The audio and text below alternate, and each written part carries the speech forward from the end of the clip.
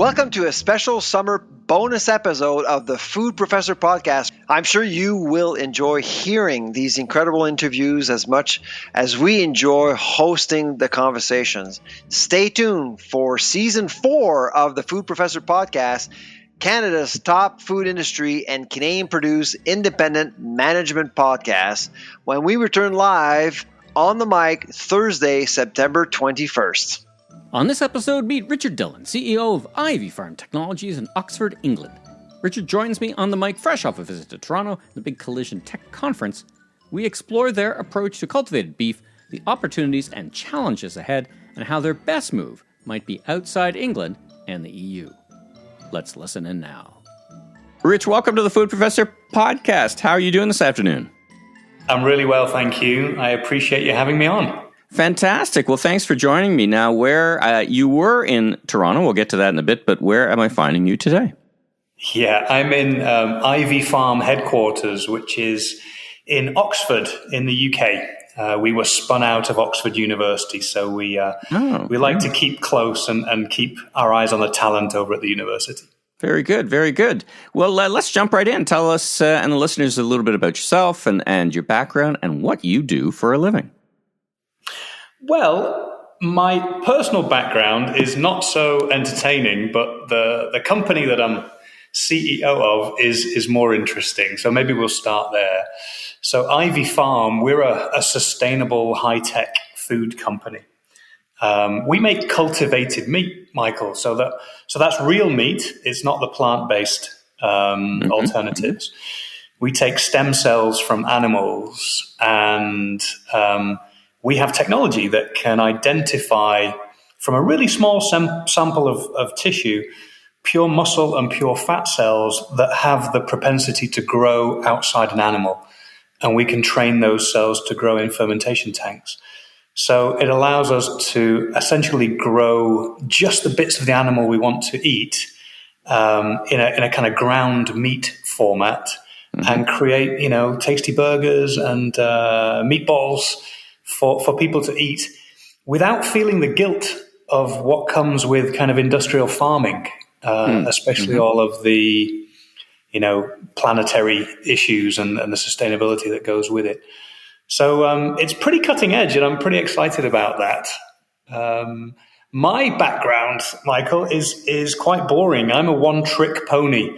I'm in my 40s now, and I've spent my whole career doing food and beverage. The likes of Procter & Gamble. I was with Red Bull energy drink for a while. Yeah, you're a CPG guy, basically. Paraphrase, right? Yeah, exactly. Worked on brands like Pringles on the snack side, Red Bull on the drink side, Heineken beer. And I tell you why I got into kind of the sustainability space. I've got 3 kids, and one of my kids was doing a project on, the planet and the environment, and was asking about me and my job and what I'm doing to help. And it was actually a tough thing to think about. And so when I had Red Bull, you help people jump off cliffs, and Pringles, you feed people on traveling in hotel rooms and tiny little cylindrical packages, I guess, would be the first response. No, hey, look, I've been lucky enough to work for some great brands and ultimately producing great products that a lot of consumers enjoy around the world. Yep. But I think that there experience growing from nothing in the case of Red Bull. I mean, it's one thing to take over a P&G packaged business. It's another thing to take on Heineken, but it's another thing to take on Red Bull, which is, a phenomenon and grew and created a whole new category, right? Yeah, created a new category. I think they essentially created the energy drink world, which people say is kind of the coffee for the younger generation. That's right. Put Austria on the map in terms of a food nation. It's quite. I'm just drawing that out a little bit for the listeners because it is analogous to what I think I'm about to hear in terms of Ivy. Now, you said it was spun out from Oxford, yeah? Yeah, from Oxford University. So actually, one of our co-founders, who's called Kathy Yee. She's still a associate professor at the university in the engineering department. And originally some of the technology that she had in her in her department was spun out. A PhD student called Russ Tucker took that on and thought he could apply it to cultivated meat, and that was the birth of the company, and it's grown now to. That was back in 2019, late 2019. Okay. So we're now 55 employees. The board brought me in to sit on the board, and then made me CEO after the last funding round. And we're really, I guess, making strides in this nascent space. Well, it's interesting. It's an interesting combination of the science and then your background as a packaged goods professional who can go in and kind of commercialize the product. Now, let's dig a little deeper into how this happens. We've had cultivated meat. We had Josh Chestrick on before. Now, the listeners may or may not have heard that episode. But basically, your lab, so to speak, has large equipment. Talk about the scale of that and what it exists as today and where you are in the process of creating product that's ready to go to market. How far along are you in that process? Yeah, it's a good question. I'm set up in our kitchen space here, our food development space. I thought maybe we'd have cameras on and I could show you our pilot plant, which is behind me. Send pictures, though. Send pictures. I'll post those. That'd be great. Oh, cool. Okay, yeah, I'll do that. It basically looks like a small craft brewery, Michael. So lots of big shiny tanks and pumps and fermenters, and that's the scale that we're at currently. Our largest tank is called Betty, and she is 600 liters. She's a big one, named after a very famous pig that ran away from an industrial farm I think it was in Oregon, and ran down and ran away from her captors. We christened our 600 liter, which is our biggest tank, which looks big actually when you see it on the photos. Sure. But where we need to get to, and you're asking about scale and how far along, where we need to get to is 60,000 liters plus. And so actually when, what we're dealing with is microscopic animal cells. Cells make up, the muscle and the fat in our bodies and in the bodies of animals, which we ultimately slaughter to eat. And the actual individual cells are very, very small. So the good news for us on our journey is how the cells are acting and reacting in a 600-liter tank is not that far away from how they will react in a 6,000 or a 60,000-liter tank. The bit more shear stress, a bit more pressure, for example, but the fundamentals are there because the cells are so small. A 600-liter tank is like, them being in a solar system. Right. From some size-wise. So, now you said meat. You said meat a couple of times. So all types of meats. The trifecta: chicken, pork, and beef. Talk about get into that a little bit. Yeah. So we started with pork, and one of the main reasons was Kathy Yee, our co-founder. Her father's actually a relatively famous pig veterinarian over in Asia. And they dealt with a lot of African swine flu. Yeah, big problem. I think China alone, they had to cull around 500 million pigs since 2018. Huge problem. Crazy. And so that was the driving force. So we're furthest along on pork, where we have our prototype products, which we're producing, weekly, is in pork and beef. So we then went on to beef, and we found that actually the biology of pork and beef at the cellular level pretty similar. So we could cut and paste or reapply a lot of the techniques that we use from pork to beef. And beef are the big kind of climate change problems from an animal perspective. So it's great that we can be there, and also beef you can charge the most per pound or per kilo, especially when you're working with breeds and cells that are premium, such as Wagyu and Aberdeen Angus, which is what we've got. Hold on a second. Let's talk about Wagyu for a little bit. So I know a little bit about beef and barbecue. Now, as I understand Wagyu, it's a particular strain. There are many different strains, but it's also based on how they're pasteurized, and there's other factors that go into play to make the animal that makes the final product. Have you mastered that as well? Like, you can make a difference between a Wagyu slice and others? Is that what I'm hearing? It's a good question. Let's unpick that bit. So, Wagyu is a breed. It's a breed of cow, and it originated in Japan, but now there's herds all over the world. Yeah. And then you can actually take that Wagyu breed, and the way that you farm it, the way that you treat it, and the animal husbandry, then can provide different amount of mouthfeel, fattiness. So that the herd that we got our samples from, and you're actually hearing this first, I think. We're about to go out with a press release that we've partnered with a company called Finnebrog in the UK, in Northern Ireland, actually, who have a Wagyu herd. And they won the Best Burger of the Year award in the UK last year for their Wagyu burger. And they actually keep their herd... they're fully grass-fed, pasture-fed, and they, I think fully organic in how they're raised. And the problem that they have as a business is that the demand far outstrips what they can supply, because it takes up so much land. It's kind of a 2-year cycle for growing and slaughtering. Yeah.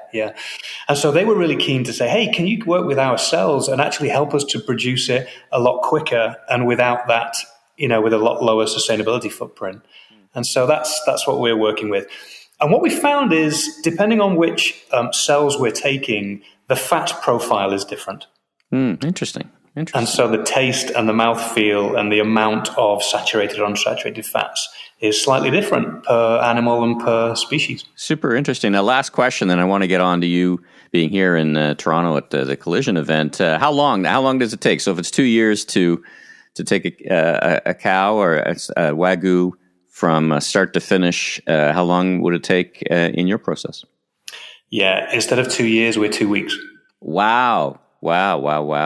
That's amazing. I think that's one of the big selling elements. We see massive food insecurity problems over the last few years around the world.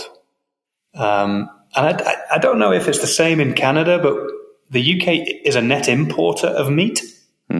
Imports about £4.5 billion net a year. I think Canada too. I think Canada imports meat, but probably not as much. Not as much. I think we're pretty vegetables and fruits are hard for us, right? Because of the cold climate. But the climate. We do pretty well actually. We export on a couple of those categories, so we do pretty well. But we don't grow things in 2 weeks, so that's pretty amazing. So if there's food. I mean, Singapore has been big on food security for a long time, and you guys are not a physically big country, so that interesting. Let's talk about Collision. So what brought you to Toronto? I guess the event, but of all the places you could go, of all the things you could see, of all the places you could go talk about your company, what was your impression of Collision, and what were you talking about? Well, first of all, I love Toronto. Are you based there, Michael? I am. What a city. I've been there once before. It was about 15 years ago. And Huge changes. Big changes. Yeah. But it's beautiful and young and vibrant and multicultural and just a really good, positive, energetic vibe is what I felt from the city. So I think you're very lucky to live there. Yeah. But, Michael, what about this traffic? Listen, there's more tower cranes in Toronto than any other city in the world right now. Right. So your chances of getting stuck behind a cement truck or a large lorry, as you would say, are pretty high. Listen, we're suffering the classic challenge of an infrastructure that isn't keeping up with the growth. So that's solvable. The good news is that is solvable. So we'll see how much progress. But yeah, it probably took you longer than you anticipated to get. I was always late because of the Ubers stuck in traffic to either pick me up or take me somewhere. Yeah, but listen, man, before I've been to London, and I've been to England 20 times. I mean, I remember before they were charging to go into downtown, what a nightmare it was just to get to a meeting in downtown London. So even Oxford is a bit of a nightmare for traffic. So, all right, well, let's go back to the positives. Toronto's great. The conference was also great. Look, Collision, I was asked to speak there, and, it's kind of seen as a little bit the Olympics of tech, I guess, in North America. And I was excited because I think the core backbone of the conference is more around probably deep tech and AI and fintech and crypto and stuff like that. And it was really nice to see that they're really starting to look at food tech and clean technology as well as part of that. They had a planet tech stage, for example. Right. And so to be seen as one of the leaders in the space and to be able to tell the story about cultivated meat and specifically Ivy Farm was really an honor, and I loved it. I was a bit scared of speaking on this huge Collision main stage. Did you attend? I did. That's a big stage. It's a big, it's kind of intimidating for anybody. It's a big place. And we couldn't rehearse either. It was so chock-a-block. But the first time I was on there, I had to speak, and wow, yeah. But no, maybe you've got the video. I can send it to you. It was really nice to be able to tell the story in front of the audience, and I think it resonated. And look, what I saw from Collision is that. I personally believe that biotechnology and, the tech that goes into cultivated meat, it deserves to have the kind of same level of hype and attention as the likes of AI. Because not only is it complex and deep and has brilliant people working in it, but it's really trying to solve one of the planet's biggest problems. Yeah, yeah. And so if we can, employ some of these biotech principles in order to get more sustainable and delicious and nutritious food, then I'll fly anywhere to talk about that and further, I guess, Ivy Farm's interests. The UK, we'll probably come on to it, but the UK is not so far ahead on their regulation. Yeah, that was going to be my next question, because the FDA in the US is leaping forward practically in terms of their approval. Where are you guys in the UK? And speak to speak to Europe as well. Give us that lens. Well, let's start with who was first. Singapore regulated a cultivated meat product, a chicken product, back in 2020. They were really ahead of the game. And as you say, they're small company, they're really joined up with all of their different regulatory bodies and governmental targets. And they want to have 30% of the food that their people eat by 2030 produced locally. And, it's tiny now, so they need to accelerate. The FDA, the US and the FDA, they've really surprised me in being so proactive. They've really got their regulation framework locked up. The team over there at the FDA is fantastic, really proactive, fast response times, know their stuff, they're experts. And they've just approved a couple of cultivated meat companies. So Upside, both out of California, I think, Upside and Good Meat, both doing chicken. But not only the FDA, the USDA has approved recently. So you can actually go to a restaurant now in San Francisco and eat cultivated meat. And I plan to do that if I can get on that waiting list. I think it's really a great sign of progress, and that the fact that cultivated meat is safe and can be widely distributed. Now that must influence regulators certainly. Now Singapore is one thing, America is a different thing in terms of influence. So if you put your forecasting hat on and versus your wish hat on, you wish it was yesterday. But when do you think there may be daylight for you in the UK and Europe?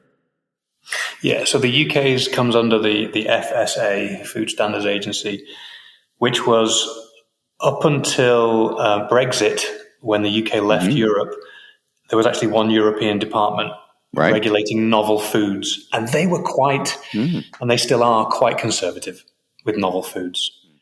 And so the big problem there is they expect you to submit a full dossier with everything about the full production process and have zero changes between the time you give it to them and then a year or even 18 months before they get back to you. Mm-hmm. And it's like a Monty Python skit, Rich. It's like we're called we approve novel foods, but we don't really like novel foods. So we're the something like. I think a bit like. Can you imagine Apple creating a new phone and saying to the regulators, "Here's the new model." Yeah, and then regulators saying, "I'll come back to you in 18 months and tell you whether it's approved." I mean, in 18 months, they've made 3 more, right?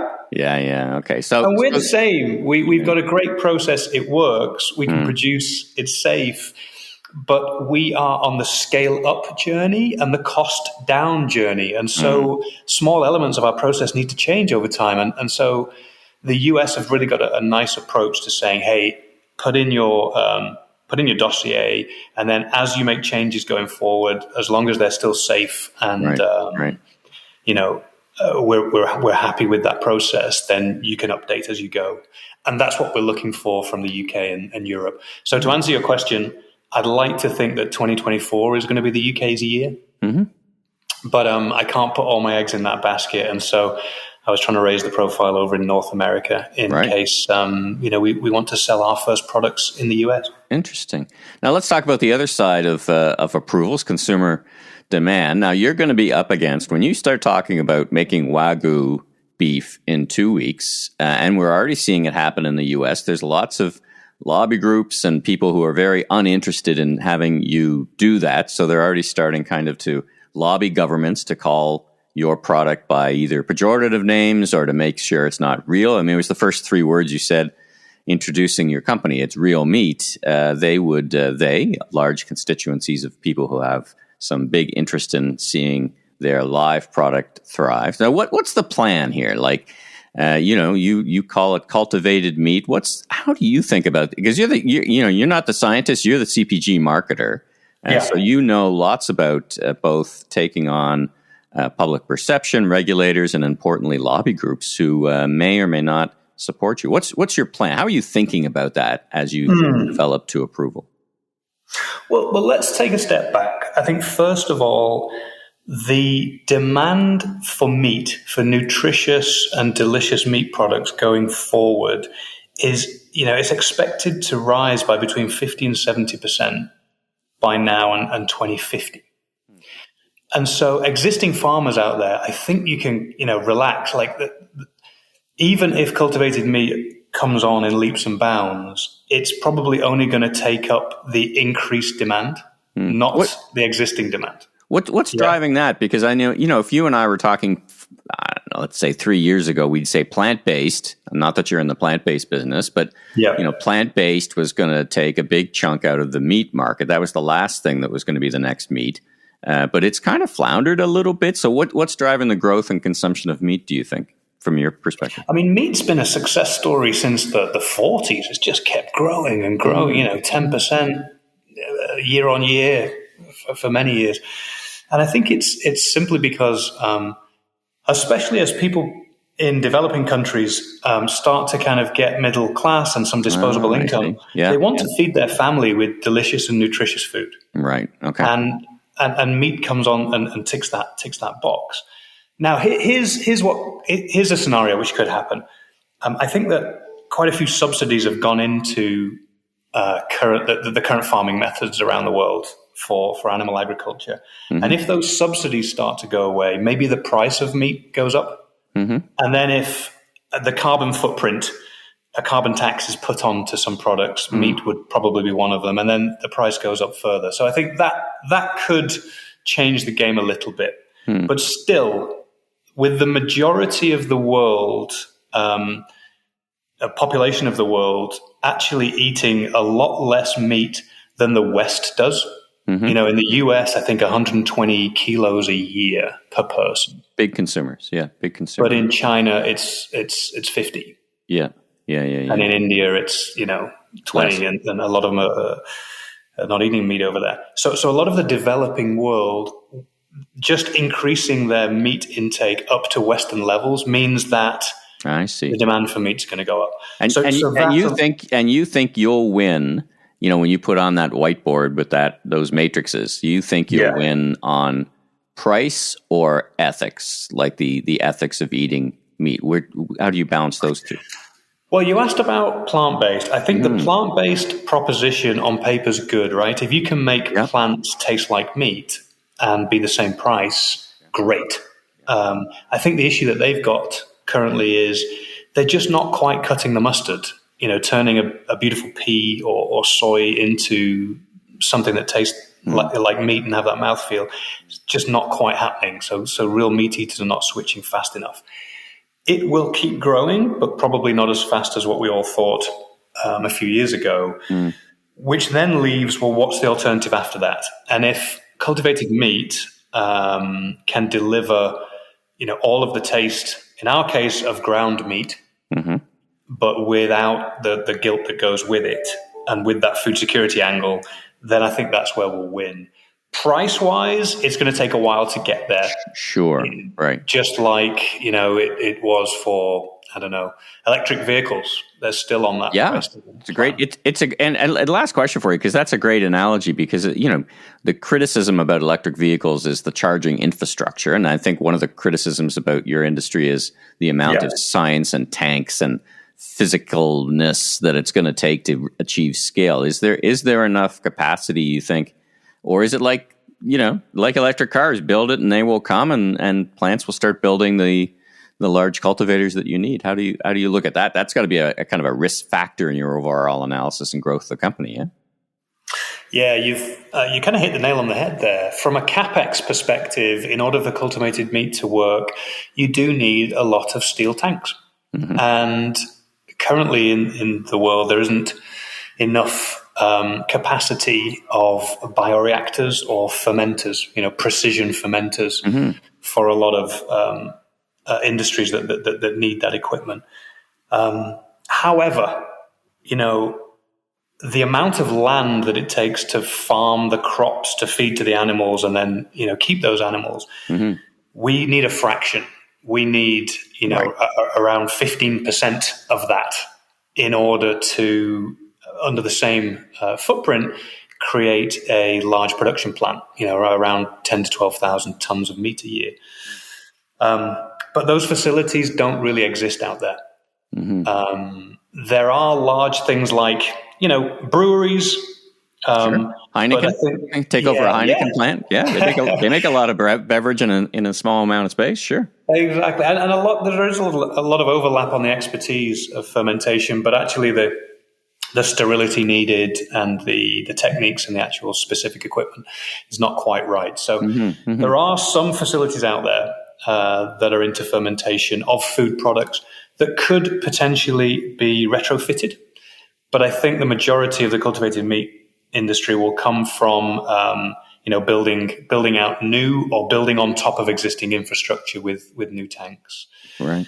I think that's, from a CapEx perspective, venture capital don't like putting their money into a whole lot of infrastructure. Yeah. But there are infrastructure funds out there, and there are funds, like pension funds who have a long view, right? A long, decade-long view of buying infrastructure. They're used to it. Should we fund a bridge with a toll tax on it, or should we be funding a factory that can produce, feed 150,000 people for 20 years? Yeah. These are the kind of choices that I think long-term infrastructure funds will make, or sovereign wealth funds. Right. And I see that as part of it. We need to think longer term here. Sure. And even though it will take some steel, the overall footprint and what it will take if you can plug in sustainable energy to that plant is just going to be beneficial for creating meat in a more sustainable way.